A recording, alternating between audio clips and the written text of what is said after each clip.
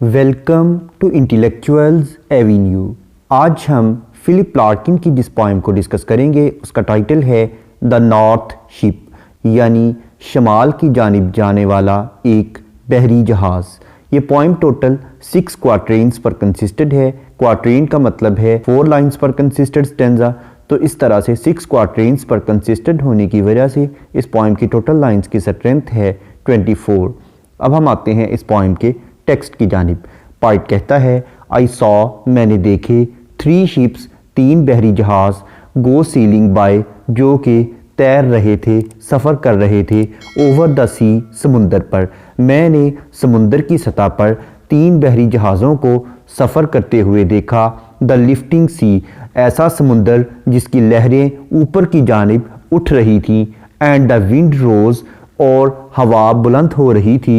In the morning sky, सुबह के आसमान पर, और सुबह के आसमान पर हवा बुलंद हो रही थी।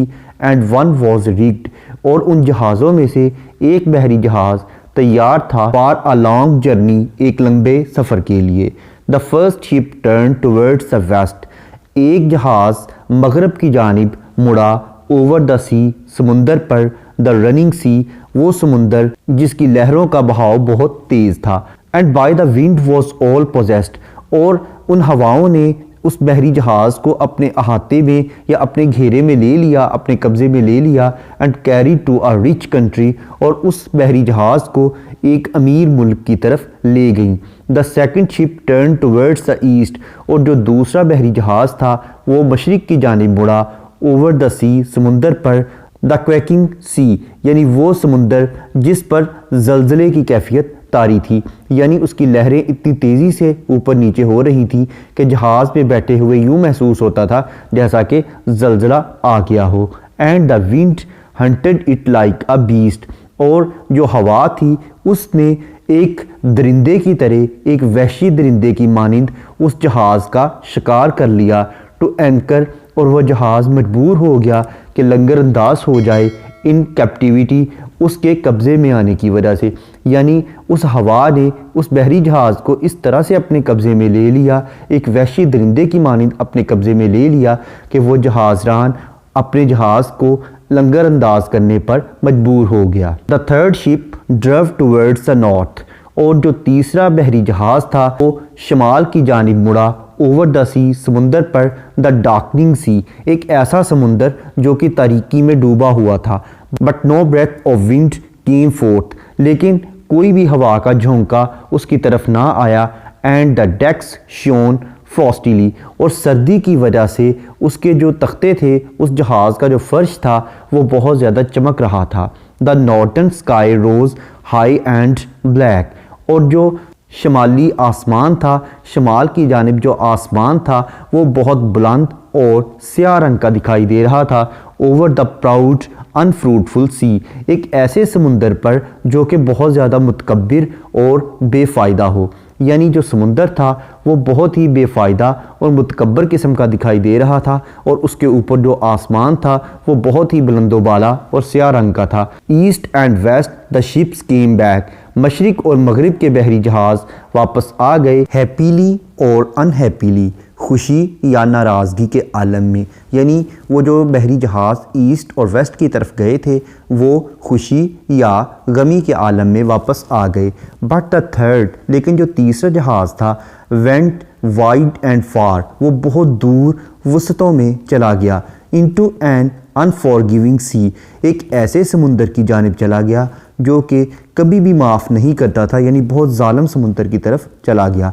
Under a fire spilling star, एक ऐसे सितारे के नीचे जो कि बहुत ज़्यादा आग बरसा रहा था, जिसमें बहुत ज़्यादा आग बिखर रही थी, यानी इसका मतलब है कि वो सूरज के नीचे चला गया। And it was rigged for a long journey, और वो एक लंबे सफ़र के लिए तैयार था। पोइम का इंट्रोडक्शन, ग्लॉसरी, ट्रांसलेशन और एक्सप्लेनेशन को देखने के बाद अब हम आते हैं इस पोइम में यूज़ होने वाली लिटरेरी टर्म्स या फिगर ऑफ स्पीच की जानिब। सबसे पहले हम देखते हैं राइम स्कीम। इस पोइम के तमाम स्टैंजास में सेम राइम स्कीम यूज़ की गई है, यानी ए बी, यानी फर्स्ट और थर्ड लाइंस आपस में राइम्ड हैं, जबकि सेकंड और फोर्थ लाइंस आपस में राइम्ड हैं। जैसा कि फर्स्ट स्टैंजा की फर्स्ट लाइन का लास्ट वर्ड है बाय और थर्ड लाइन का लास्ट वर्ड है स्काई, बाय स्काई। इसी तरह से सेकंड लाइन का लास्ट वर्ड है सी और फोर्थ लाइन का लास्ट वर्ड है जर्नी, सी जर्नी। इसी तरह से सेकंड स्टैंजा में वेस्ट पोजेस्ड, सी कंट्री। नेक्स्ट ईस्ट बीस्ट, सी कैप्टिविटी। नेक्स्ट नॉर्थ फोर्थ, सी फ्रॉस्टिली। नेक्स्ट ब्लैक बैक, सी अनहैप्पीली। नेक्स्ट फार स्टार, सी जर्नी। नेक्स्ट है एनाफोरा। एनाफोरा का मतलब है बिगिनिंग ऑफ टू और more than two lines with the same word, यानी दो या दो से ज़्यादा लाइनों का एक ही लफ्ज़ से शुरू होना, जैसा कि लाइन नंबर 3 और 4 एंड से स्टार्ट हो रही हैं। नेक्स्ट है एंजम्मेंट। एंजम्मेंट का मतलब है कि अगर किसी लाइन को पढ़ने के बाद उसकी प्रॉपर अंडरस्टैंडिंग डेवलप हो जाए तो ऐसी लाइन को एंड स्टॉप लाइन कहते हैं। इसके बरक्स अगर किसी लाइन को पढ़ने के बाद उसकी प्रॉपर अंडरस्टैंडिंग डेवलप ना हो बल्कि इसके लिए नेक्स्ट लाइन की सपोर्ट की ज़रूरत हो तो ऐसी लाइन को रन ऑन लाइन कहते हैं और इस टेक्निक को एंजम्मेंट कहते हैं। जैसा कि लाइन नंबर 17 एक रन ऑन लाइन है जिसमें पोएट कहता है द नॉर्दर्न स्काई, यानी जो शिमाली आसमान था, रोज़ हाई एंड ब्लैक, वो बहुत बुलंदोबाला और स्याह था। अब वो कैसे बुलंदोबाला और स्याह था, वो किस चीज़ के ऊपर बुलंद हो रहा था, वो नेक्स्ट लाइन यानी लाइन नंबर 18 में बयान करता है। ओवर द प्राउड अनफ्रूटफुल सी, एक ऐसे मुतकब्बिराना और बेफ़ायदा समुंदर पर।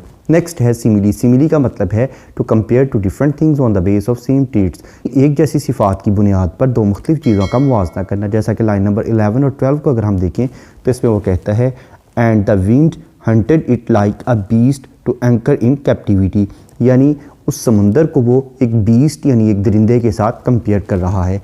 नेक्स्ट है मेटाफर। मेटाफर का मतलब है किसी चीज़ को उसकी क्वालिटी की बेस पर उससे बेटर या वर्स चीज़ डिक्लेयर कर देना। जैसा कि इस पोइम की लाइन नंबर 23 में वो कहता है under a fire spilling star, वो सूरज को एक फायर स्पिलिंग स्टार डिक्लेयर कर रहा है। नेक्स्ट है एलिट्रेशन। एलिट्रेशन का मतलब है बिगिनिंग ऑफ टू और more than two words in the same line with the same letter और साउंड, यानी एक ही लाइन में दो या दो से ज़्यादा अल्फाज का एक ही हरफ या एक ही आवाज़ से शुरू होना। जैसा कि लाइन नंबर 1 में सॉ, सीलिंग, ये दोनों वर्ड्स एस लेटर से स्टार्ट हो रहे हैं। उसके बाद लाइन नंबर 5 में टर्न्ड टूवर्ड्स, लाइन नंबर 7 में विंड वॉज, लाइन नंबर 8 में कैरिड कंट्री, लाइन नंबर 21 में वेंट वाइड, लाइन नंबर 23 में स्पिलिंग स्टार। नेक्स्ट है कॉन्सोनेंट्स। कॉन्सोनेंट्स का मतलब है use of same consonant letter in the different words of the same line, यानी एक ही लाइन के मुख्तलिफ अल्फाज में एक ही कॉन्सोनेंट लेटर का इस्तेमाल करना। जैसा कि लाइन नंबर 5 में फर्स्ट वेस्ट, इन दोनों वर्ड्स के एंड पर टी लेटर यूज़ हुआ है जो कि कॉन्सोनेंट लेटर है। उसके बाद लाइन नंबर 7 में विंड पोजेस्ड, लाइन नंबर 11 में and wind hunted, line number 15 में ब्रेथ फोर्थ। नेक्स्ट है एसोनेंस। एसोनेंस का मतलब है use of same vowel letter in the different words of the same line, यानी एक ही लाइन के मुख्तलिफ अल्फाज में एक ही वावल लेटर का इस्तेमाल करना। जैसा कि लाइन नंबर 11 में विंड इट, इन दोनों वर्ड्स में आई लेटर यूज़ हुआ है जो कि वावल है। इसके अलावा पार्ट ने कुछ इमेजेस भी यूज़ किए हैं जैसा कि ships, sea, morning sky, rich country, beast, decks, sky, fire spilling star. उसके बाद अगर हम इस पोएम के थीम को देखें तो इसमें पोएट ने यही बताने की कोशिश की है कि जो लोग बहुत तवील सफ़र का इरादा करते हैं उनके रास्ते की जो रुकावटें हैं वो अज़ खुद ही दूर हो जाती हैं और वो अपनी मंज़र पर पहुंच जाते हैं। यहाँ पर यह पोएम ख़त्म हुई। इसके अलावा फ़िलिप लार्किन की दीगर पोएम्स को डिटेल में समझने के लिए इसी चैनल इंटेलेक्चुअल्स एवेन्यू पर फ़िलिप लार्किन की प्लेलिस्ट को विज़िट करें। इसके अलावा जिन लिटरेरी टर्म्स का जिक्र इस पोएम में किया गया है उन तमाम टर्म्स को डिटेल में समझने के लिए इसी चैनल पर लिटरेरी टर्म्स की प्लेलिस्ट को विज़िट करें।